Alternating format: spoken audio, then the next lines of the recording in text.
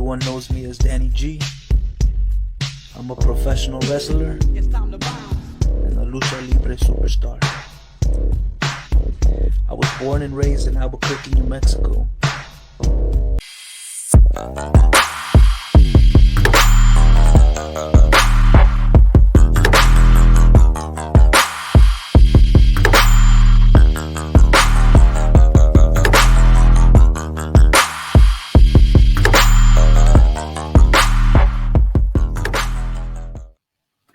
Good morning, everyone. Two Souls here from Souls from the Struggle.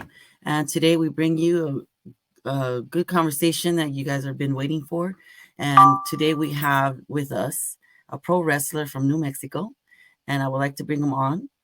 And you'll see him in a minute. And his name is Danny G. And we're going to welcome him to the show. So in just a moment. Here we go. Hey, Danny. What's up, everybody? What is up? Good morning, by the way. Good morning. So how are you? I'm doing good. I'm actually here in Phoenix today. I did the Lowrider Super Show yesterday, which was completely awesome. Oh man, that's right. I was about to ask you how that went. Oh man, the cars are so beautiful, and it's like best of the best lowriders. So like you see all these lowriders with the engravings and the candy paint and the murals. Yeah. Undercarriage all gold, and it's cool to see that in a stadium. You know what I'm saying? So It's inside the Cardinal Stadium, so you're walking where the players play the football game. It's just a cool experience. Yeah, that's awesome. That's awesome.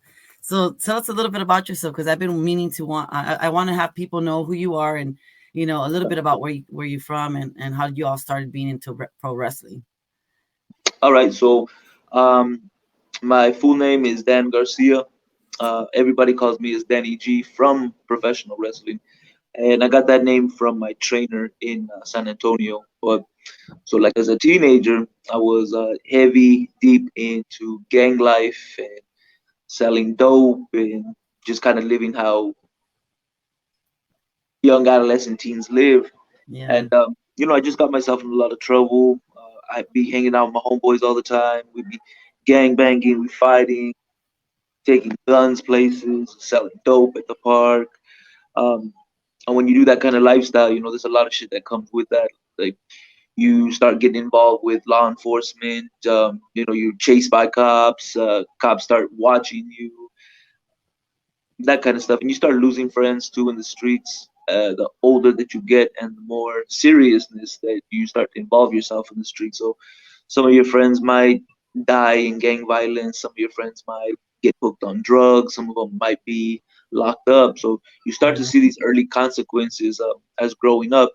And I always learned from my OGs, even if it wasn't like a specific lesson, well spoken or told to me, but you're very observant, so you keep an eye on life decisions that individuals make. And I was really observant of my surroundings, so I really learned a lot from that. And so with wrestling, I started picked up wrestling because one of my close friends, his name was AJ Anaya, he actually got killed for his jewelry at a party. And from that point on, that was kind of like one of those last straw kind of things. The straw breaks the camel's back kind of thing. So when he passed away, I just kind of had like a conversation with myself internally, like, wow, what do you really want to do in life? Because there's only certain outlets that you can go through, either being locked up, you in jail, hooked on drugs, or just don't do.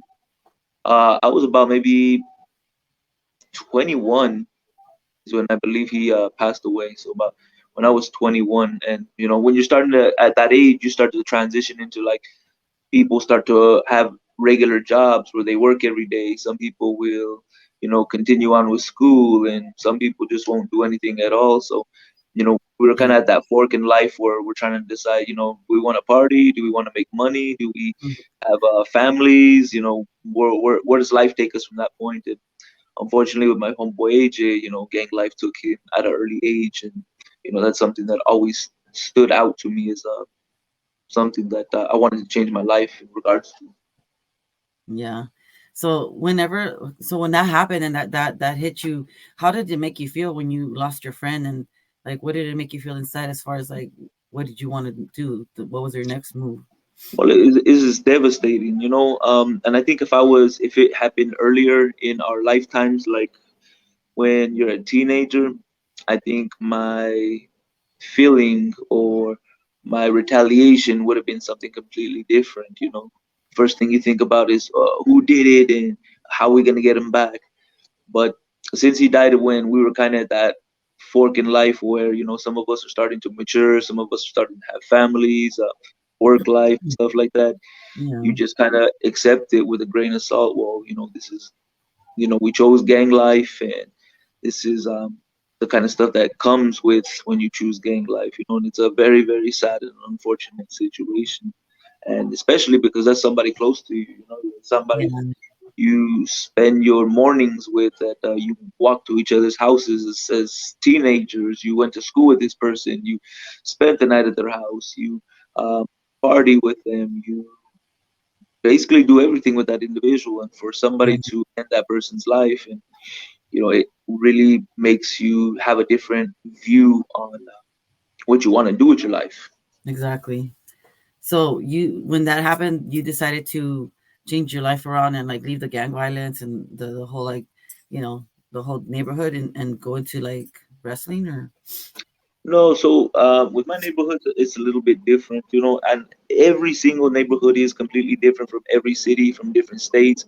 Different states operate as different ways of gang banging, and our state's no different. But with our state, I would say, if you're in gang life, you live pretty wild as a teenager, and then the older you get, the more it starts to kind of you fade out of it a little bit. oh So, yeah. it's not something that you just decide, what, I don't want to be in a gang today, or it's not something that well, I hit 25, so I guess I'm officially not a gang member anymore.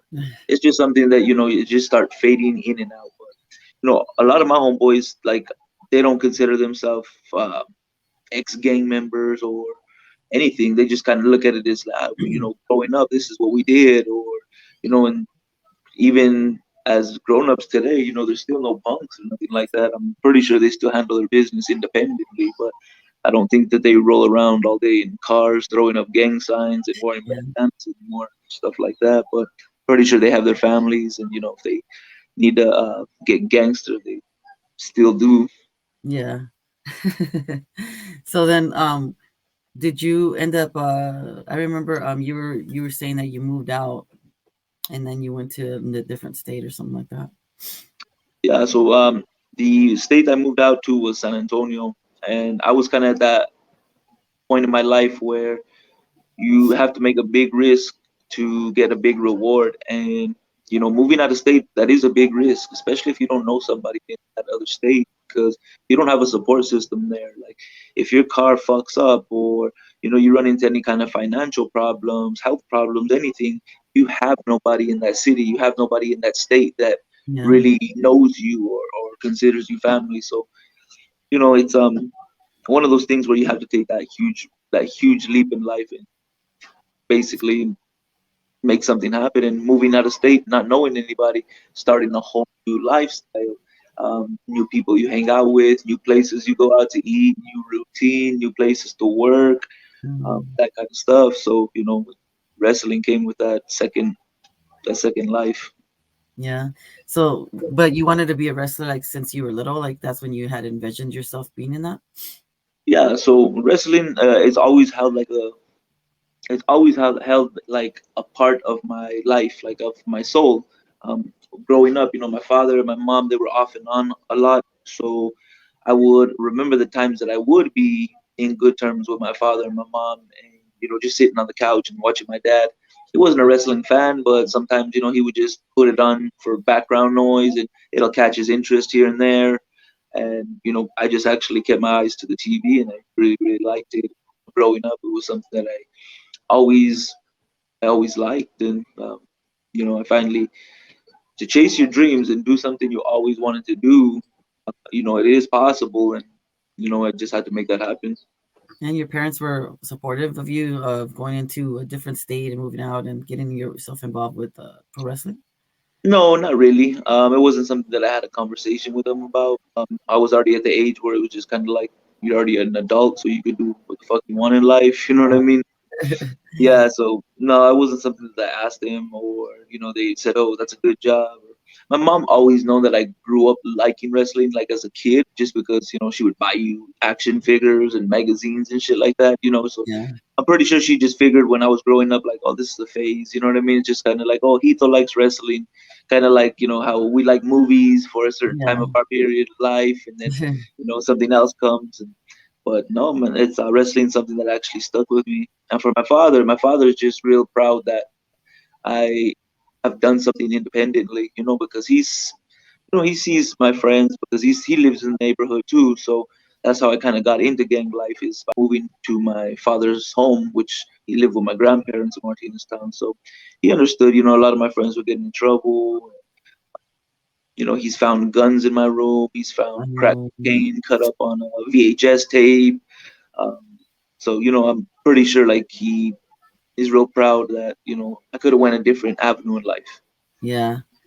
Wow, that's crazy. Yeah. So when was like the first time that you ever did a show? Like when you went to wrestling, did you end up doing like a big show for yourself? So with wrestling in San Antonio, I was actually part of a pro wrestling school, and that's basically where you go to train, and you have a certified trainer that graduates you, teaches you everything, and then kind of puts you out into the world to basically spread your wings and see what you can Yeah. do. So my trainer was Rudy Boy Gonzalez in San Antonio, Texas. He was a former trainer of the Shawn Michaels Wrestling Academy, which is Shawn Michaels is a professional wrestler, like a superstar on WWE TV. So for him to have that kind of like track record and that kind of relations, like San Antonio was like the perfect place for me to train. And my first match was on my birthday. Um, it was it was kind of like a small little show. I would say maybe about 50 people inside, a small little town outside of Texas. Uh, Video footage. If anybody has YouTube, you can type in my name, Danny G505. Did a little documentary project, which kind of I show a lot of videos of me growing up, a lot of pictures from my Oh. neighborhood, a lot of gang videos. Just a bunch of cool stuff, a bunch of collaboration and stuff. So I always used to keep footage. I always used to take pictures. I always used to try to record things, save things, just because I know, it's cool to get your story out. And I actually had a platform to put together a project. It started out with Duke City Diaries, which is a very, very popular web episode series on YouTube here in Albuquerque. So I started off with that one, and then I kind of actually just did my own project, kind of put together a lot of my own personal footage, and yeah, that's the one on YouTube. So if anybody's interested, it's how pro wrestling saved my life. And it's a cool little project. Hope you guys get into it. Oh, that's amazing. And so when you were doing your first show, how did it make you feel? Like what was that rush that you felt? Yeah, you're just nervous. You're scared. You know what I mean? You can break your neck. You can step Yeah. wrong. You can twist your ankle. You can mess up your knee. Anything could happen. Yeah. You're new. You're just so focused on. I hope I do a great job. I hope the fans like me. I hope everything comes out to what I wanted to come out of my head. So that's the only thing you're thinking about. But once you get it done, your second one's kind of similar to that kind of feelings, but Yeah. never get used to it. So before a wrestling show, even I've had hundreds of matches. I've been wrestling for over 13 years. Even Wow. right before 30 minutes before the show, before my match, I'm still like a little nervous, shaking a little bit, and I bite my nails a lot when I'm super super nervous or I got a heavy mindset. So like I'm in the back, just trying to keep me from biting my nails, and trying to remember everything I want to do in the match, things I want to tell the fans, where Yeah. I want to grab the fans and bring them into my match, and where I want their attention. So a lot goes through your head. Yeah. Wow. Well, you know what? Like that's just how it is. Like with everything, when you're gonna get up on stage, everyone gets stage fright here and there. Gets a little Of worried. course, and that's because So you care about it, right? yeah, yeah, Yeah, exactly. Want to like do a good impression, but also with that being said, I mean, there's always accidents that happen. So I read that you had an accident when you were doing one of your matches, right? Oh my gosh! So I've had a torn ACL. That was my first major injury, and that took me out of wrestling. I had to have a surgery, a major surgery to fix it. That took me out of wrestling for an entire year. I recovered on that, changed my look, kind of came back with a fresh mindset, and then I tore my other ACL. Oh, Yeah, it was geez. just kind of like one of those things when, I look up at the big man upstairs and I'm just like, oh God, why? Like, how did this happen twice? But Twice. Yeah. currently, right now, I already got it fixed in November. I got a surgery, so This, I just need to this November. stay healthy, and then I could be back in the ring in about another year. So I would say I plan on coming back January. January of next year. Okay. Wow. That must have had a lot of you had to do a lot of probably physical therapy, I bet. A bunch of physical. So the first time I tore my ACL, like that was something completely new to me. I didn't know, like that was the first time I ever went through something like that. That's the first time I've ever been mentally like damaged, because not only does your leg fucked up and it hurts and you can't do anything, but you're disabled. You can't move right. You can't do a lot of things. You are at your weakest point. It starts to eat at you mentally. So Oh mentally, you yeah. start, is my life over? Why am Mm, I so vulnerable right now? yeah. What do I do next? And then you start seeing everything else, because when you're hurt and you get injured like that, the world don't stop. Everything still keeps on So turning. true. So Everything still it, keeps going. it eats you up when you start seeing shows and wrestlers are wrestling on this show. Oh, I got this huge opportunity this week because I wrestled on this show and got seen by this person. You know that Yeah, you should have been seen by that same person, and it starts to eat you up, and you're just like, man. So what? So when you said you did the first, you had the first one that happened to you, the first accident, and then how long from the second accident? So what was the gap in between? It was a pretty big gap, because actually COVID had a big part of that as well. So, you Oh, know, yeah. So with wrestling, like I wanted to come back with a new look. And actually too, just to kind of even plug back in that documentary, the How Wrestling Saved My Life. On that one, I actually showed the footage of the first time I got the ACL tour. I actually have surgery footage. My oh wow. doctors kind of bringing me in, and then everything about my rehab, what I went through. It shows me kind of going through everything, and then it shows like the transition I did coming back. So when I was hurt, I was out. I couldn't wrestle that entire year. So I just started getting tattooed. I started getting inked. I started having time to get inked. I had time to heal from getting inked. I had time to let my shit heal properly. I had time to make appointments, and so I just started filling up my body with ink, getting my look better. Started focusing on my cardio, my marketing skills, my branding. Started building up social media. Started grabbing from all these different kind of pools in entertainment and stuff like that, so that when Yeah. I did come back, I have more to present than I'm just another wrestler back from an injury. Oh, I see. I see. So is that Yeah, what made you when you while you were out? That's what kind of got you into modeling. How did that happen? yeah, no, for sure. So, and you've already heard the phrase or the expression prior. So when one door closes, multiple doors open. So Yeah. yeah, with wrestling closing, that's my main thing of how I travel around, because the promoters, they pay for you to come to that city, they pay for you to stay in that city, they pay for you to wrestle in that city, they pay you to constantly go back and forth. So that was actually my main traveling source. But when wrestling closed, I needed to pick something else up, and I've already had a fan following. I already built myself up on social media, kind of built my name, built my brand up a little bit. Because I treat social media like a TV channel. You always got to keep on posting stuff because people want to watch TV. So if That's true. Fox doesn't put on no TV shows, then why are people gonna watch it? And it don't matter even if you post the same stuff over and over again or recycle it again, because just like TV, do you watch reruns of episodes? Oh, yeah, that's a good concept. Yeah. So that's how I built my fan base and my social media and shit like that, and then started releasing merch and started doing. And I've always been like known in my scene, like in the local scene, because I've always had like nice show cars or cars. Like I take Yeah. nice cars to car shows, and I'm just a wild out there kind of human being. You know what I'm saying? I like to present myself as a rock star. I like to just have a good time, and it's really noticeable. So that's kind of Yeah. Well, I sure noticed because uh, that's kind of how like I that's how I ended up finding you when I ended up following this page called Latin Hot Boys, I believe it was. Oh no, uh, Latin Bad Boys, right? yeah. Yeah, so I was on the Latin Bad Boys. I was following them on Instagram, and then I came across your picture with all your tattoos, and like it was a real like awesome, amazing like picture. I would say hot. Awesome. It was like gorgeous. I'm not gonna lie, and I was Well, like, that's wow, cool. like It's captivating, right?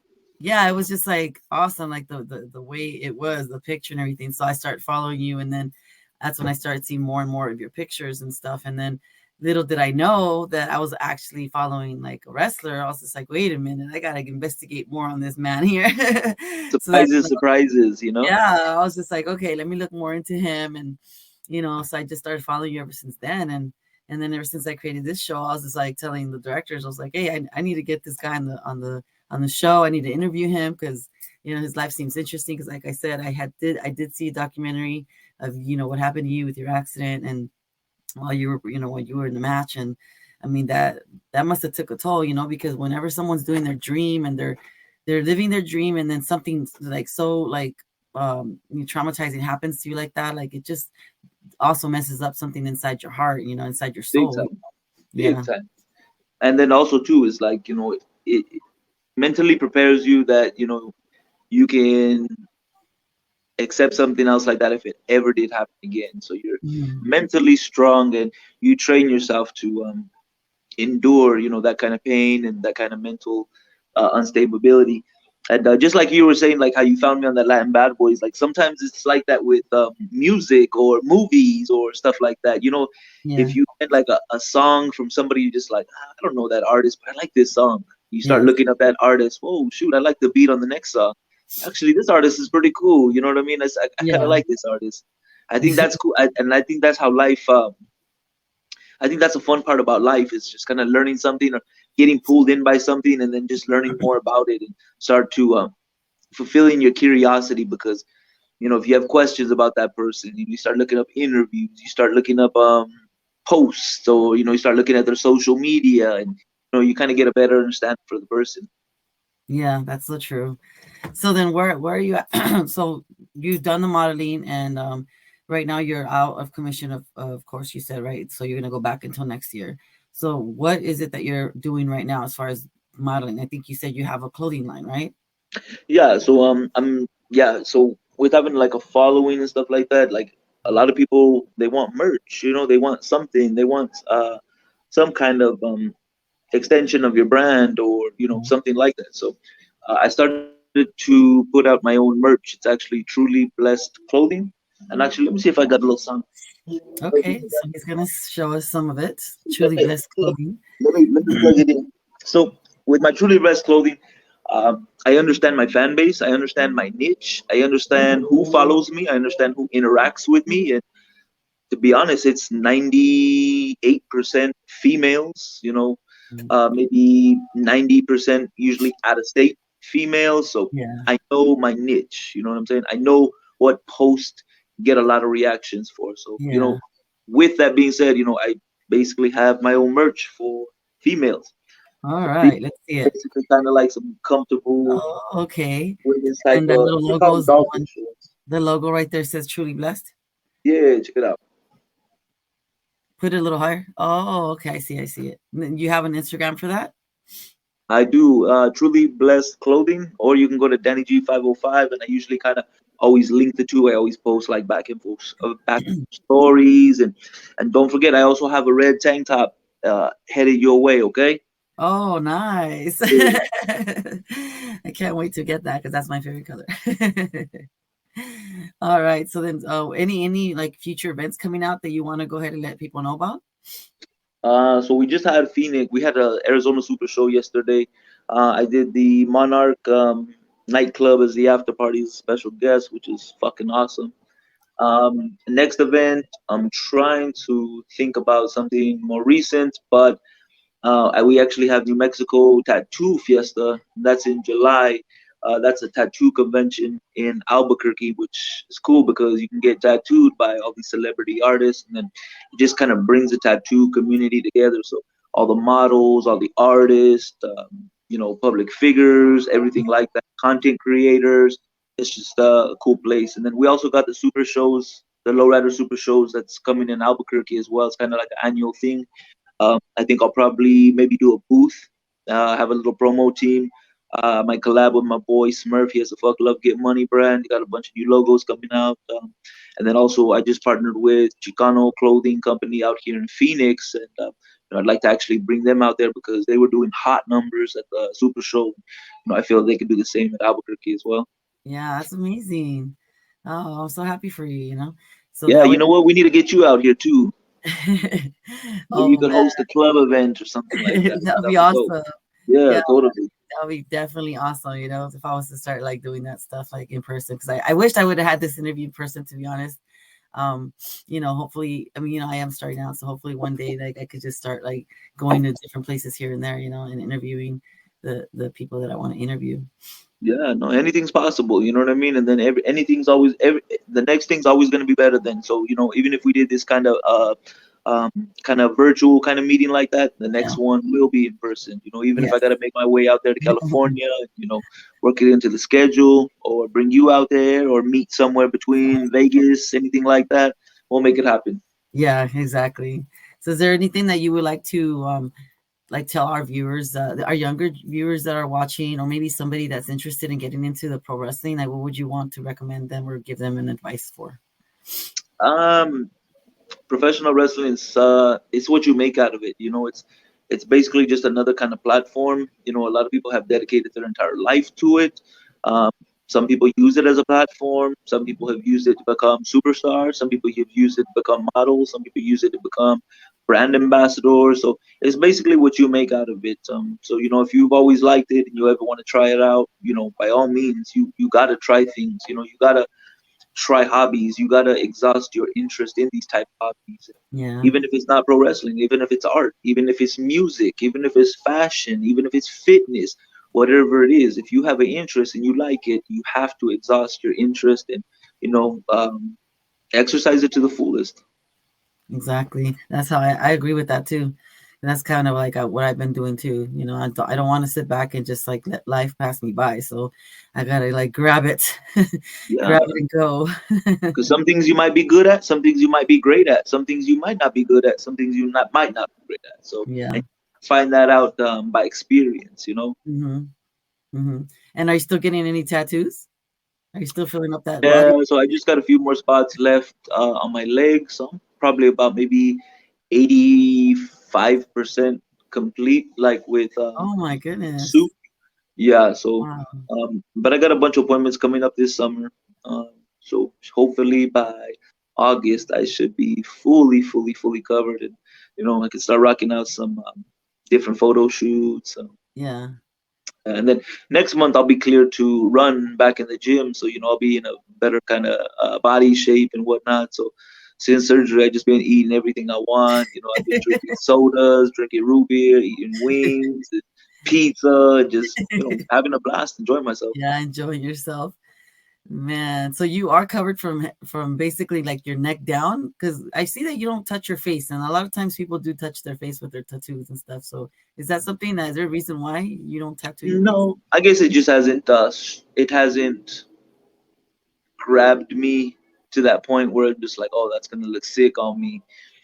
Maybe eventually, maybe I might. It just depends. If I see something that I super like and it speaks to me and I speak to it, and we make it happen like that. But in the meantime, no, I don't really see myself putting something that eye catching like on my face, because Okay. I do a lot of face-to-face presentation. So Yeah. my regular job, I work as a trainer, like teaching customer service, teaching communication skills to new hires at a call center. So I don't see myself really kind of rocking a whole face tattoo, well, at least not at this juncture in my Yeah. life. What kind of job is it that you do right now? Like is it your Monday through Friday job? Yeah, that's Monday through Friday, because you can't wrestle. Well, some people can. If you're a superstar and you have this major contract, then you could wrestle 7 days out of the week. But with wrestling, it's usually weekend shows, and you have to travel back and forth. So I do need what they call like a shoot job. I do need a 9 to 5 kind of job, because I like to live comfortable. I like to have my own house. I own my own home. Um, I like my family comfortable. I don't pay any kind of rent to anything. I like having nice cars. I like having insured cars. I like spending my money happily. I like buying shit that I like. Even if it's jerseys just to satisfy a hobby. If it's Yeah. football stuff. If it's clothing stuff. It's shopping around. I got a habit of shopping, and so yeah, you just regularly have a regular job so I can finance my happiness, finance Yeah. my spending habits. And for all the viewers that are women watching this right now, are you single? Or No, I'm not single. No, I've got a girlfriend. We've been together for a few years now, oh, and yeah, wow. yeah. But the thing is with that, and this, if I can give any kind of advice to anybody, is just like see if you guys are compatible first as friends. You know what I'm saying? So you can't just jump into a relationship and be romantic and just hopefully everything just blossoms like that. You really have to build that kind of chemistry with somebody, I think. Exactly. And I learned that, with my girlfriend. If I've had girls in the past, where it's kind of just dating, just because you're attracted to them, and it just is fucking toxic as fuck. But if that person could be your best friend and you can really stand to be around them and you want to be around them, and they don't inconvenience you or get on your fucking nerves, then you know that that person is compatible with you, and whatever you Exactly. guys do build together is something stable. That's very good advice right there. I think that I agree with you with that too, because a lot of times, a lot of people want to rush into things and they skip over the whole friendship part, and then all of a sudden it's like all these problems because you didn't really know them or you didn't like get to know them personally on a True, deeper true, true. level. It's I think it's better to get to know someone on a deeper level than just kind of like on the surface. So that's good. Yes, yes, understandable. Oh, Yeah. and you have her support. Oh yeah, big time. So like I said, is you got to be friends first. So even before we started dating, she would come to the club with me, and we just as friends, and she would bring her friends, and it's kind of like a social kind of thing. But she'd Yeah. watch how I interact. She'd watch females come up to me and, hey, Danny, can I get a picture with you? And I'm not like a creeper dude where oh, let's hook up first. You know what I'm saying? I'm not like a weirdo like that. Like I like to present myself nice. I like to extend my hand as a handshake. Maybe a hug, and say it's my pleasure meeting you. I'm Danny, and let me get your name, and that's awesome. And I thank them for following and being supportive. And she Yeah. sees that. She watches that. You know what I'm saying? Like I can't fake that kind of stuff. Like it's genuine stuff that she sees. So she knows that with this kind of lifestyle, a bunch of females, and like I said, is I know my niche. I know what is appealing. I know what generates people's emotions and shit like that. So, Yeah. and then some people might take my post as like, oh, Danny's going through something right now, or oh no, he's going through this in a relationship. And no, you know what? Um, Just on my page, I like to post real shit that real people can relate to. You relate know what to. I'm saying? Yeah. Real shit that real Exactly. people can understand. Yeah, I agree with that. I do the same thing because a lot of times people think that they're trying to read you with a post and they want to Yeah, figure you out with the post, but most of the times like I'm posting stuff for people to that are able to relate to it. And also because secretly I do know certain things that do happen to certain people, and then they'll start telling me like I wish this, I wish that, or I wish, this person would, listen or be different or whatever. And then I just true. kind of post it because I know that they're watching, and then it might end up helping someone's day. It might change their little, you know, uh, attitude or like their way of thinking, or they might go, "Oh wow, you know what? That's happening to me," and then Yeah, yeah. they might take it and grab it and do something with it. Exactly, and you gotta believe in the forces of the universe. You know what I'm saying? So even we don't stay on our phones 24 hours. Some of us do stay on our phones 24 hours where we're trying to look up everything. But we do have those breaks in time where we don't want to look at our phone. Where we're just trying to do something else. Yeah, Where we're kind of disconnected from the phone. So we might not see every single post that somebody posts, but the way the universe works is maybe if you needed to see that post, maybe for that one reason that pops up on your timeline. That's yeah, why I'm real supportive of people. I'm real positive. I put a lot of uplifting shit, a lot of things that people can look back at their life and say, wow, you know what, that is true. Like I've been through that. I'm yeah. grateful that I'm out of that kind of stuff. So, like I Wow, said, I know my I know my audience, I know my niche, and that's what I try to shoot for. wow. I'm so proud of you. Because like based off all your story and everything you've gone through. I mean, I've grew up in a neighborhood that was predominantly black and Mexican Yeah, and Latino too. And the gang violence was like huge. I grew up in South Central, so Totally. I bet. being around like the gangs and the violence, the drugs, and just a lot of times where there was a lot of dropouts or just kids that didn't want to go to school, they act bad and stuff like that. And so it's just like kind of similar like to what you were saying, when you grew up into that neighborhood and you start getting into it's kind of like you gradually like feel like, well, that's kind of like how the life is, and you don't know no different. And your friends, they turn into like family, and but it does take a big like crisis that happens in the person's life to where like, wow, do you want to keep living that life or do you want to make it better? And Yes. with your story, that touches me because of the fact that you were so young, and sometimes at that age you're still feeling pressured by the young crowd, the people that are around you. That's big time. That's You big time. manned up, basically. You manned up and you decided, no, like I want a better life for myself. So I commend you on that, and for those that are watching, that this is the reason why I do these stories and talk to people and interview them, because I want them to know that, you can change your life around. You don't have to be stuck in that way. And a lot of times people think, well, I'm never going to be able to be nothing because my dad was this, my mom was that. They figure that because they live that lifestyle, that's how they're going to be. But you learned to think better and to get out of it and to make a different life for yourself. So I'm proud of you for that. Awesome. Thank you. I appreciate that. That means a lot. Yeah. Yeah. So I just wanted to say thank you for being on here and, for letting us know all about you. And is there anybody that, you want to like shout out to, anything? No, man. I just want to shout you guys out because without you guys, I really wouldn't have this platform. And the people that follow you guys and watch everything you do have probably wouldn't be exposed to me. So I appreciate you guys and getting my story out there and putting my name out there and giving me a place to speak. Awesome. Yeah, that's the CYA Entertainment. For those of you guys that don't know, go ahead and follow on Instagram. And then go ahead and tell everybody your Instagram so that everybody could follow you and your YouTube. Yeah, Danny G 505. I use Instagram more. I started getting popping on TikTok. TikTok's a little fun too. I believe it's Danny G 505. And Facebook, I really don't use Facebook too much. But yeah, Facebook I got two. Snapchat, Duke City Baller. But yeah, if you want, just go ahead and get on me on my Instagram. And also, if you are curious, check out my videos on YouTube. Shit, I got a shitload. I got maybe about 30 matches from throughout 13 years. I got travel videos. I got car videos. Just a bunch of random stuff. And also the most in-depth look into my life and to get a better understanding is basically going to be the "This Is How Pro Wrestling Saved My Life" documentary on. Yes. So I hope you guys check it out. All right. Well, thank you for being here. Thank you guys for watching. Once again, this is Souls from the Struggle, and we are out. Thank you so much. All right, we'll see you. Thank you.